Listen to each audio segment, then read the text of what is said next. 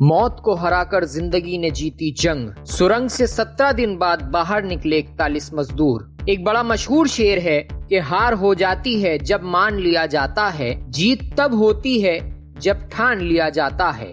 अगर इंसान ठान ले तो चट्टानों को भी पार कर सकता है, और हौसला हो तो क्या कुछ नहीं हो सकता। और इसी हौसले की मिसाल है उत्तराखंड की एक सुरंग में फंसे 41 मजदूर, जिन्होंने 17 दिनों तक सुरंग के अंदर फंसे रहने के बावजूद न हौसला छोड़ा, न जीने की उम्मीद छोड़ी, न हिम्मत हारी और न परिस्थिति के आगे घुटने टेके। और इसी का नतीजा है कि मंगलवार को सभी मजदूर सकुशल सुरंग से बाहर आ गए। इससे पहले कि हम आपको मंगलवार का पूरा घटनाक्रम बताएं, पहले जरा ये जान लेते हैं कि असल में इतना बड़ा हादसा हुआ कैसे। दरअसल उत्तराखंड के उत्तरकाशी जिले के सिलकियारा में एक सुरंग ढह गई थी। इस सुरंग में 41 मजदूर फंस गए थे, जो 17 दिनों तक चले रेस्क्यू ऑपरेशन के बाद मंगलवार 28 नवंबर को सुरंग से बाहर आए। भारतीय सेना, एनडीआरएफ और एसडीआरएफ जैसी विभिन्न एजेंसियों ने मिलकर संयुक्त बचाव अभियान चलाया, जिसके बाद ये मजदूर पहाड़ का सीना चीरकर सुरंग से बाहर आ गए। सभी मजदूर स्वस्थ हालत में बताए गए हैं। सुरंग से पहला मजदूर रात तकरीबन 7:56 पर बाहर आया। इसके बाद एक एक करके सभी मजदूरों को बाहर निकाला गया।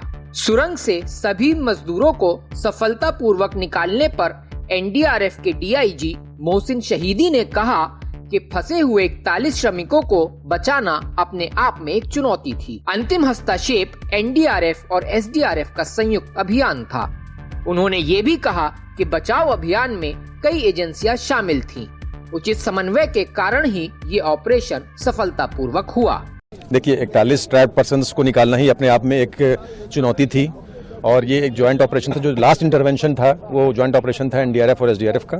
मगर मैं कहूँगा कि ये अकेला सिर्फ एनडीआरएफ एसडीआरएफ का नहीं था, बहुत सारी एजेंसीज इसमें लगी हुई थी। पीएमओ, एमएचए, स्टेट एडमिनिस्ट्रेशन था, आर्मी थी, बीआरओ थे, आपके जो एनएचआईडीसीएल है उनकी वर्कर्स थे, कंटिन्यूसली एंगेज थे ऑगर मशीन को फिक्स करने में, और बेसिकली उन्होंने प्लेटफॉर्म बनाया हमारे जाने के लिए।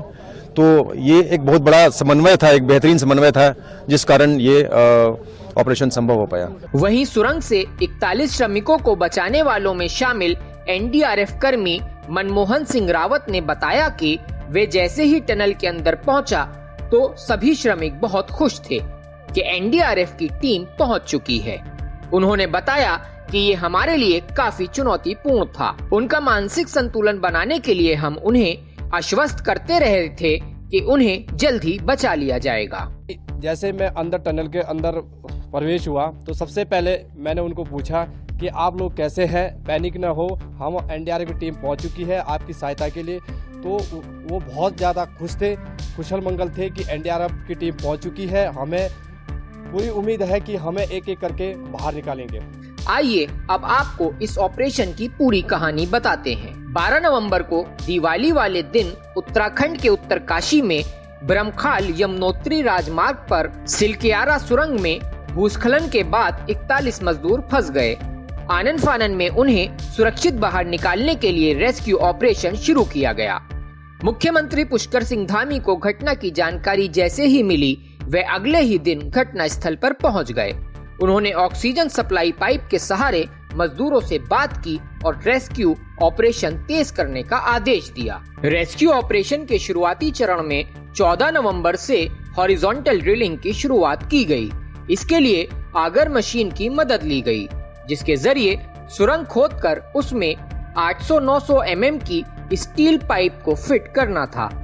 मजदूरों को जिस पाइप के जरिए ऑक्सीजन पहुंचाई जा रही थी, ठीक उसी पाइप के सहारे उन्हें खाना, पानी और दवाएं भी पहुंचाई जाने लगी।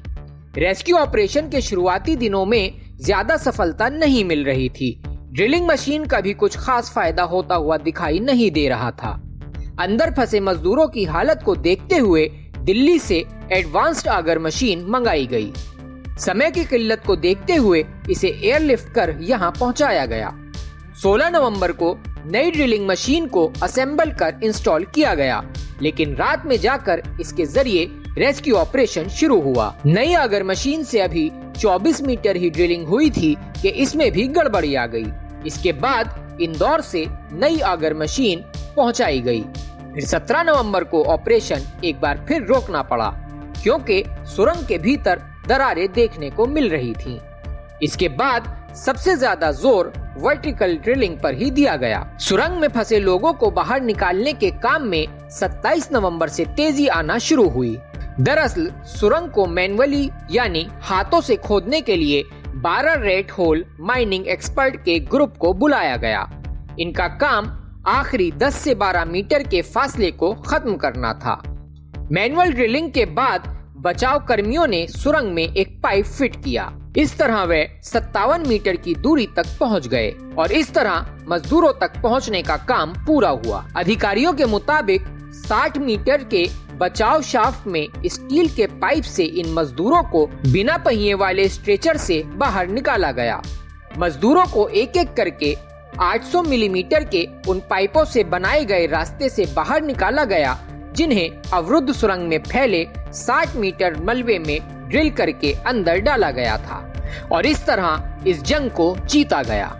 प्रधानमंत्री नरेंद्र मोदी ने सिलकियारा सुरंग से सफलतापूर्वक बचाए गए श्रमिकों से टेलीफोन पर बातचीत भी की। नमस्ते सर। नमस्ते, क्या शुभ नाम आपका?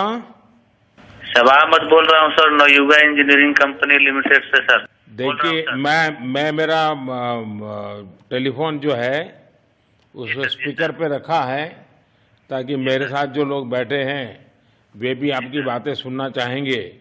सबसे पहले तो मैं सभी आपके और आपके सभी साथियों को बधाई देता हूं। एक सुखरूप हम इतने संकट के बाद भी निकल पाए और मेरे लिए तो बहुत ही खुशी की बात है।